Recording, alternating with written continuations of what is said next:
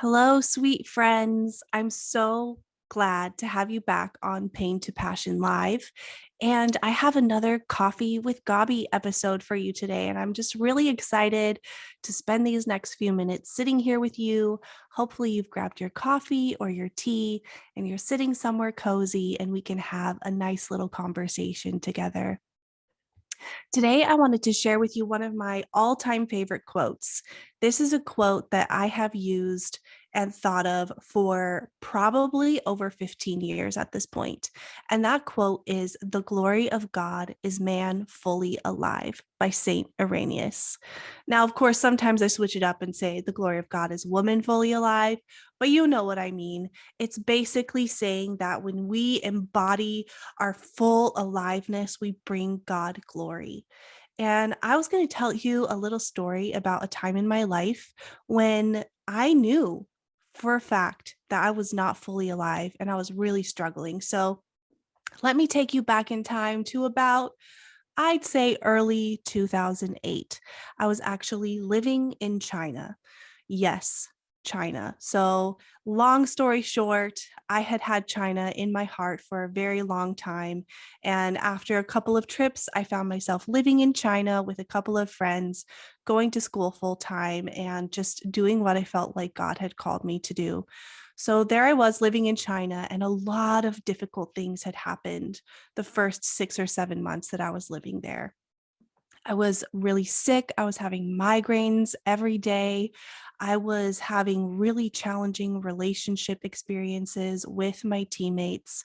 And ultimately, I ended up living in a little studio apartment by myself and just kind of found myself slogging through the day by day, just doing what had to be done, doing school, eating, sleeping, but feeling really numb and dead on the inside. Have you ever found yourself there? I'm sure you have, because listen, life hits us hard.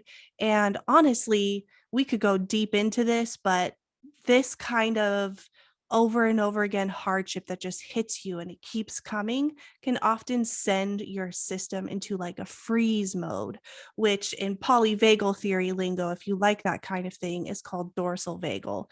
So I didn't know that then, but what I did understand at the time was that I felt numb. I felt so numb on the inside. I couldn't feel happiness. I couldn't feel sadness. I didn't feel any kind of aliveness or joy for the fact that I was here living in China, doing what I had always dreamed of doing. I was just kind of moving through my day in a haze. Have you ever been there? Gosh, you guys, I wish it's something that I could say only happens once in your life, but if you're anything like me, you know that it can happen again and again and again, especially when we get hit with hard stuff. But on this particular day, I found myself sitting on the edge of my bed, just pondering how numb I was feeling on the inside and feeling like, what is the point of this? Like, what is the point of living like this? And I cried out to God. Again, God had been my one steadfast, my one constant in my life. And I'm so grateful for that. But I cried out to God and I just said, God, I feel dead on the inside. I don't know what to do. I need you to help me wake up again. If it's true what that quote says, the glory of God is man fully alive, then I most certainly am not bringing you glory right now because I feel nothing. And God, in his incredible mercy and his amazing, unfathomable love, just whispered something to my heart. Gabi, go to the stationery store. I know, it sounds super random, but listen, in China and all over Asia, they have little stores full of stationery supplies. And we're not talking like boring Office Depot kind of stuff. We're talking super cute, like lots of bright colors, all these different kinds of pens, even ones with like little things dangling off of them. I loved the stationery store. Something about that place just always made me smile. It made me so happy.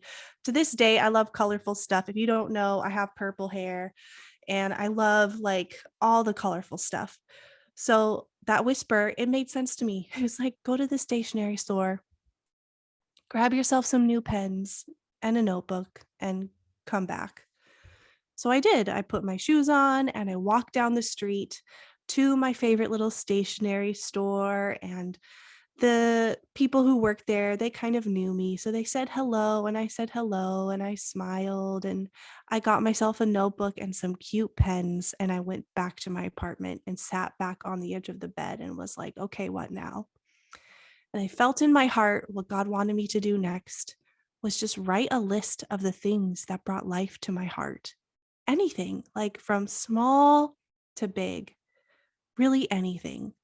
So that's what I did. I just started writing a list, and some of the things on that list were really silly, like having pink hair. I had pink hair at the time, or high top shoes. I loved high top shoes, or serious stuff like international politics, or deep stuff like creating friends with people from all over the world. I made this whole list, and I thought through them, and I thought through why these things made me feel happy and made me feel alive. And then God said to me, like, Gabi, look at the list. Look at this list. So I looked at it. This is who you are. This is who I've created you to be.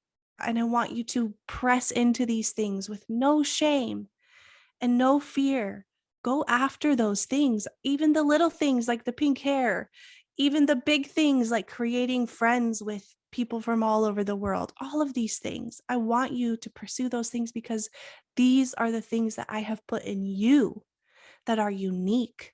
These are the things I have put in you for a specific purpose so that you would live fully alive.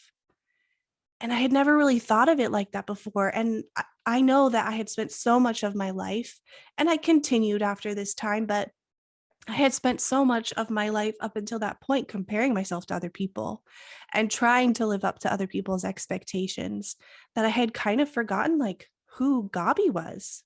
I had forgotten the special and unique things about me. I had kind of started to think that I had no real unique giftings in and of myself. I was just trying to be what everyone else expected me to be and what they wanted me to be. But in that moment, I remembered like God put special and unique things inside of me. And that's what I want you to remember today, too, my friends. Maybe you can also go get a notebook and a pen and sit down for a little bit and think about those things that make your heart come alive. What are those things? Did you know that they're different than the person next to you? Listen, I have an identical twin sister. True story. Her list is going to look completely different from my list because we're different people and God has woven us in different ways. You do not have to be the person sitting next to you. You need to be you. And there's this special and unique relationship with God that you will encounter when you partner with Him in getting to know yourself. I wanted to read this verse to you that I'm sure all of you have heard, but it's from Psalm 139. This is the New Living Translation, and it says, "You made all the delicate inner parts of my body and knit me together in my mother's womb. Thank you for making me so wonderfully complex. Your workmanship is marvelous. How well I know it." That's Psalm 139, 13 through 14. I want you to think about how wonderfully complex you are and how God knit you together in a specific way inside your mother's womb. Like He knew what He was weaving inside of you. Maybe that is your love for nature. Maybe it is your love for sewing. Maybe it is the personality that you have that draws people to you. All these different things. You're so wonderfully complex, and God wove those things inside of you.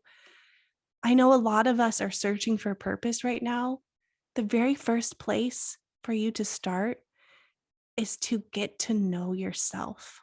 Partner with God in getting to know you, who He made you to be, and start pressing into those things and start shedding the things that don't belong to you, that have come on you because of comparison, that you've taken on because you felt like you had to in order to show up in a certain way to please other people. Shed those things from your life and start remembering who you are. Because I promise you, the giftings on your life are exactly what the world around you needs. And if you're trying to be someone else, then we're missing out on the marvel and the wonder and the purpose of who you were created to be. So remember this, friends. The glory of God is man fully alive. The glory of God is woman fully alive. Get the healing that you need. Press into getting to know who you are and come back to life, okay? This is going to be a huge step towards you embracing your purpose and realizing who God has created you to be. Thank you so much for joining me here today. I absolutely love spending this time with you. If you're enjoying this podcast, will you please, please, please rate and review?